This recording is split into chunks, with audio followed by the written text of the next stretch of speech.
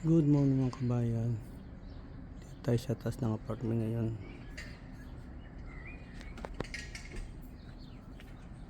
Yun o, may ginagawa sila dun sa kabilang apartment.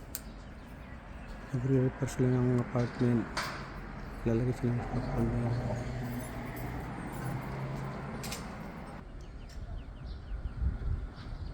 Yan, ganito rin mga kabayan. Kapag nagre-repair sila ng bahay o apartment, binabalutan na ng plastic.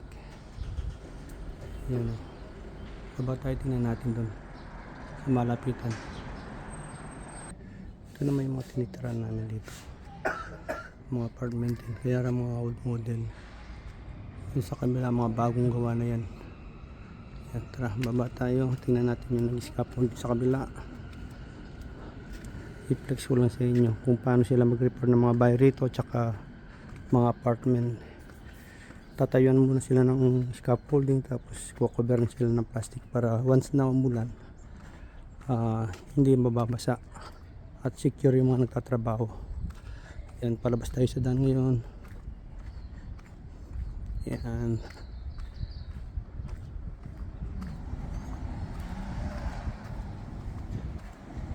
ganda yung panahon ngayon, spring na rito kaya magsasummer na. Yan, masarap na mamasyal ngayon sa mga lugar ng New Zealand. Yan,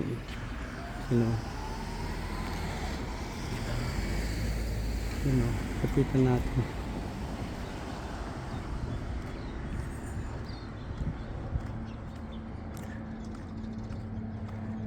Tingnan natin paano nila binubuo.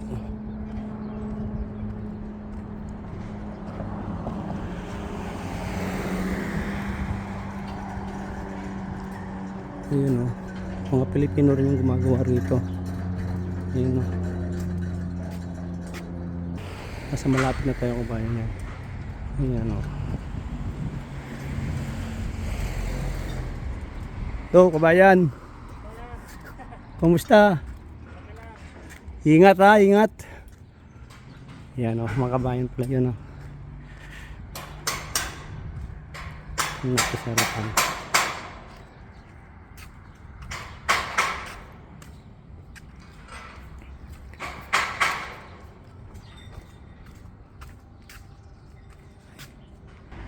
Yan, ito na tayo sa may side.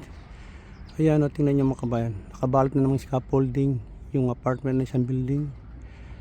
Pag nakumpleto na yung mga scaffolding na yan, ganun ang mangyayari kabayan na yun.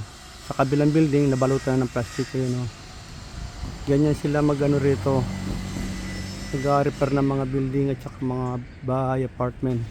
Pag medyo panahon, binabalutan na ng plastic yung isang building para walang babasa sa loob ng mga i-repair nila. Ayan o, ang galing ha, talagang high-tech rito sa New Zealand. Ayan, pinlex ko lang itong mga apartment na pinire-repair dito. Ayan mga bayan. Okay.